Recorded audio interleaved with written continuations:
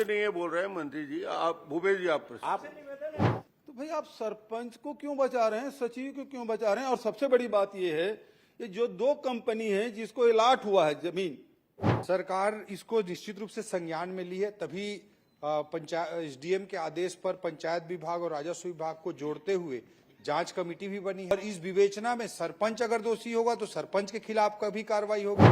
क्या मंत्री जी यहाँ घोषणा करेंगे उस आवंटन को निरस्त करते हुए इनके खिलाफ एफआईआर करेंगे? सरपंच गलत क्या होगा तो सरपंच के खिलाफ होगी। सीजी बॉक्स चैनल के जगह जगह चर्चा है, तुम सब लगातार देखा था, लेकिन जे अनुपात में व्यू आते सब्सक्राइबर नहीं आते भाई। बोले बिना तुम करबो नहीं करा तक सीधे हम लोग कहे पर थे। तो जल्दी जल्दी खबर देखे कि पहले सीजी बॉक्स चैनल के तरीम बटन सब्सक्राइब के दबा दो और लाइक बटन ठोक दिया।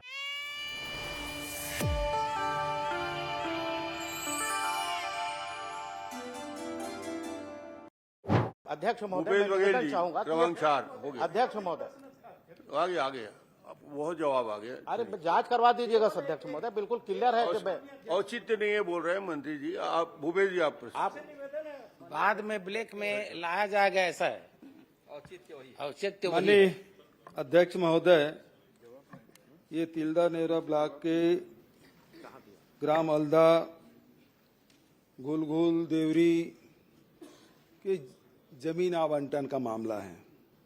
इसमें कई विभाग हैं अध्यक्ष महोदय, क्योंकि गांव का मामला है तो जमीन का मामला है तो राजस्व विभाग हो गया, पंचायत का प्रस्ताव है मतलब पंचायत विभाग हो गया, आवंटन उद्योग विभाग ने किया है तो उद्योग विभाग भी है, और पर्यावरण स्वीकृति आपका है अंतिम।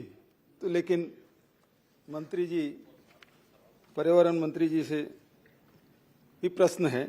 माननीय अध्यक्ष महोदय, अलदा गांव में जो जमीन आवंटन की बात हुई थी, ग्राम पंचायत के जो प्रस्ताव है उसमें 2 अतिरिक्त लाइन जोड़ी गई। इसकी शिकायत गांव वालों ने की और विभागीय 3 अधिकारियों के द्वारा जांच रिपोर्ट सौंपी गई। जांच रिपोर्ट कब सौंपी गई और उस आधार पर एफआईआर कब किया गया और एफआईआर में किनका नाम है, ये कृपा करके बता दें। माननीय अध्यक्ष महोदय, जैसा कि सम्माननीय सदस्य हमारे पूर्व मुख्यमंत्री जी ने बताया कि इस पूरे मामले में अनेक विभागों की भूमिका है, अनेक विभागों का कार्य इसमें सम्मिलित है। तो पर्यावरण विभाग की दृष्टि से मैं आपके बिंदु पर भी आऊंगा, बट पर्यावरण विभाग की दृष्टि से 2 स्टेज का परमिशन होता है। TOR टर्म्स ऑफ रेफरेंस जो जारी होता है वो एकदम शुरुआती होता है, और जो सेकेंड फेज होता है वो इन्वायरमेंटल सेफ गार्ड का होता है। तो इन्वायरमेंटल सेफ गार्ड जब जारी हो जाता है तभी कोई इंडस्ट्री अपना इंडस्ट्री लगाने का काम चालू कर सकती है, और इन्वायरमेंटल सेफ गार्ड के पहले ग्राम पंचायत के प्रस्ताव जरूरी है। हमारे यहाँ जो नियम बने हैं उसमें वो जरूरी है।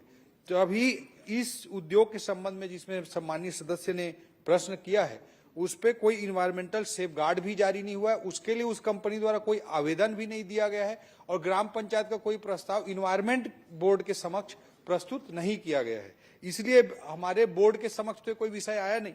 लेकिन सम्मानीय सदस्य ने जैसा कहा कि इस बारे में जब उनका प्रश्न आया आपके माध्यम से, विधानसभा के माध्यम से, तो हम लोगों ने पंचायत विभाग से इस संबंध में जानकारी मांगी।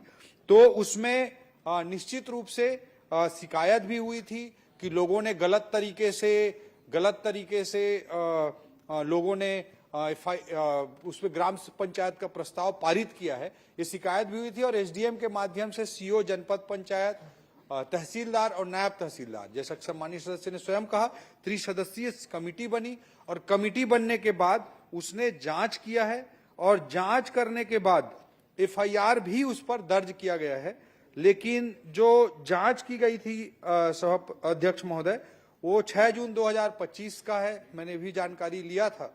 और इसमें जो एफआईआर दर्ज हुआ है थाना में, तिल्दा नेवरा थाना में, वो 22 जून 2026 का है। ये 2 डेट है। नहीं, मैंने तो ये पूछा किनके खिलाफ वो भी उत्तर दे दीजिए। जी। माननीय अध्यक्ष महोदय, ये भी मैंने जानकारी थाने से मंगाई है, और थाने से जो प्राप्त जानकारी और ओवरऑल पंचायत विभाग से जानकारी प्राप्त हुई है उसमें जो बिना नाम वाला जो एफआईआर होता है वो दर्ज किया गया, और पुलिस इसकी विवेचना कर रही है। अज्ञात से नाम से एफआईआर दर्ज हुई है। और क्योंकि उसमें ये जांच रिपोर्ट की भी प्रति यहाँ पर उपलब्ध है, जिसमें कहा गया है कि जांच रिपोर्ट स्पष्ट कहता है अध्यक्ष महोदय कि वहां पर चर्चा की गई थी कि ये प्रस्ताव पारित नहीं करना है, इस तरह की बात जांच रिपोर्ट में दिखती है साफ तौर पर। लेकिन लास्ट में 2 लाइन प्रस्ताव पारित होने का लिखा गया है, ये भी जांच रिपोर्ट कहता है। तो उस 2 लाइन जो लिखा गया है जांच रिपोर्ट में, जो गलत तरीके से पाया गया है, उसके आधार पर पुलिस ने एफआईआर दर्ज की है अज्ञात के नाम से। पुलिस विभाग के माध्यम से, थाने के माध्यम से इसकी विवेचना की जा रही है और जो भी दोषी होंगे उनके खिलाफ निश्चित रूप से कार्रवाई की जाएगी। माननीय मंत्री जी, आपने राजस्व विभाग के, गृह विभाग के, उद्योग विभाग के, सारे विभागों का जवाब आपने दिया और अपने विभाग में आज आपने संशोधित उत्तर दिया है। बचत विभाग के उत्तर तो ठीक दे रहे हैं, लेकिन अपने विभाग में संशोधित उत्तर आपने दिया है और आपने मौखिक उत्तर में इसका उल्लेख भी किया है। जी, मेरा सवाल तो ये है अध्यक्ष महोदय कि ये कह रहे हैं कि मंत्री जी कह रहे हैं कि अज्ञात के खिलाफ, सवाल उठता है कि जो पंजीयन रजिस्टर है पंचायत का, वो तो सचिव के पास रहता है, वो सरपंच के देखरेख में रहता है, तो अज्ञात कैसे? प्राथमिकी को सरपंच के और सचिव के खिलाफ होना चाहिए, क्योंकि आप 1 साल से एफआईआर नहीं किया अध्यक्ष महोदय। 1 साल लगा प्रतिवेदन आने के बाद, उसके पहले और लड़ाई चलती रही, उसके बाद जांच कमेटी बनी, जांच कमेटी की रिपोर्ट आया, उसके 1 साल बाद एफआईआर हुआ और एफआईआर हुआ तो वो भी अज्ञात के खिलाफ। तो भाई आप सरपंच को क्यों बचा रहे हैं, सचिव को क्यों बचा रहे हैं? और सबसे बड़ी बात यह है, ये जो 2 कंपनी है जिसको अलाट हुआ है जमीन, उसको वही तो लाभार्थी है, तो इनके नाम जब तक के नहीं लाएंगे तब तक की जांच कैसे करेंगे आप? माननीय अध्यक्ष महोदय, सरकार इसको निश्चित रूप से संज्ञान में ली है, तभी पंचायत एसडीएम के आदेश पर पंचायत विभाग और राजस्व विभाग को जोड़ते हुए जांच कमेटी भी बनी है, जांच रिपोर्ट भी आ गई है। जांच रिपोर्ट भी सम्मानित सदन में प्रस्तुत किया गया है, सम्मानित सदस्य को दिया गया है और इस पे पुलिस ने एफआईआर भी दर्ज किया है। और मैं आपके माध्यम से सम्मानित सदस्य को, सम्मानित सदन को कहना चाहूंगा कि पुलिस विभाग इसकी विवेचना कर रही है और इस विवेचना में सरपंच अगर दोषी होगा तो सरपंच के खिलाफ कभी कार्रवाई होगी, अगर सचिव दोषी होगा तो विवेचना में आएगा तो उसके खिलाफ भी कार्रवाई होगी, अगर कोई तीसरा व्यक्ति भी कोई किया होगा तो उसके खिलाफ भी कार्रवाई होगी। विवेचना में जो आएगा उस पर निश्चित रूप से कार्रवाई होगी। पुलिस विभाग इसकी विवेचना कर रहा है। बहुत हो गया, पर्याप्त नहीं आया था। मैं निवेदन कर रहा हूं। कार्रवाई के लिए आपने जिस नहीं, बिंदु वही को मैं कर ध्यान रहा हूं। आकर्षित किया मैं उसी में आ था, रहा एक प्रश्न और छोटा। माननीय अध्यक्ष महोदय, मंत्री जी सही जा रहे हैं, लेकिन मैं आपसे पूछना चाहता हूं कि messrs Balaji sponge iron limited और मेसर्स अग्रसेन स्टील एवं पावर लिमिटेड, क्या इनको जमीन आवंटित हुई है और कोई क्या उस जमीन के डायवर्सन हो गया है? चूंकि सारी शिकायतें हो गई है, थाना में एफआईआर दर्ज हो गया है, तो क्या मंत्री जी यहां घोषणा करेंगे, उस आवंटन को निरस्त करते हुए इनके खिलाफ एफआईआर करेंगे?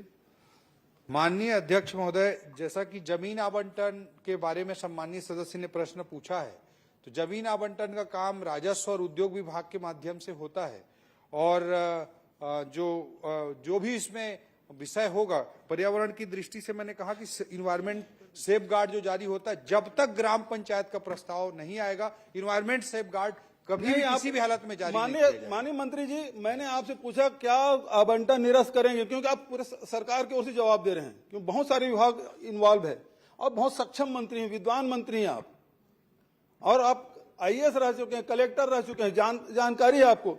तो सबसे पहली बात, निरस्त करेंगे क्या? और पंचायत के सरपंच और सचिव और साथ ही ये दोनों उद्योग जो लाभार्थी है उनके खिलाफ एफआईआर करेंगे?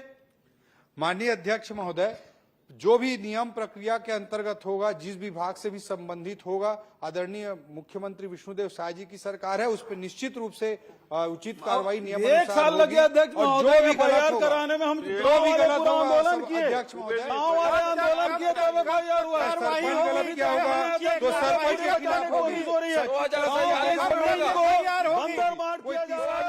45 में तो तीसरे व्यक्ति की दिक्कत होगी। जो भी गलत सदन किया जा रहा है जी के जवाब से असंतुष्ट होकर सदन सदन को गुमराह किया जा रहा है बार बार। आरोपियों को बचाना बंद करो, उद्योगपति को बचाना बंद